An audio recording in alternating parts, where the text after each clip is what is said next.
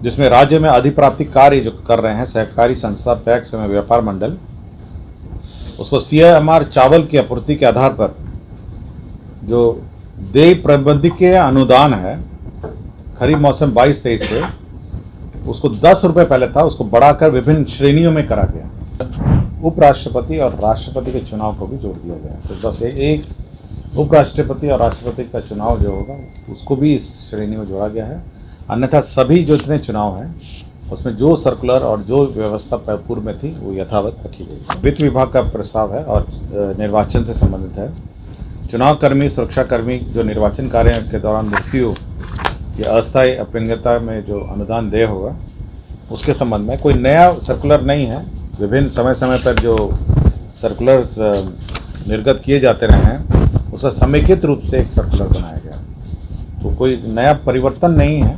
जो यथावत जो पूर्व में प्रावधान है मृत्यु का और अपंगता का वो एग्जैक्टली वही रखा गया है और केवल एक और जोड़ा गया है, केवल उसमें उपराष्ट्रपति और राष्ट्रपति के चुनाव को भी जोड़ दिया गया है। तो बस एक उपराष्ट्रपति और राष्ट्रपति का चुनाव जो होगा उसको भी इस श्रेणी में जोड़ा गया है।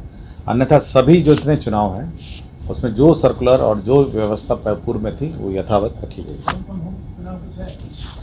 विधानसभा, विधान परिषद, लोकसभा, बाकी सब तो ही है, राज्यसभा सब है। केवल 2 चुनाव जोड़े गए हैं जिसमें एक उपराष्ट्रपति और राष्ट्रपति जोड़ा गया, बाकी सब चुनाव तो नहीं है। ये इलेक्शन कमीशन ऑफ इंडिया का मैं सर्कुलर आपको बता रहा हूँ, राज्य चुनाव नहीं है। उसमें फिर प्राधिकार चुनाव 3-4 चुनाव हैं।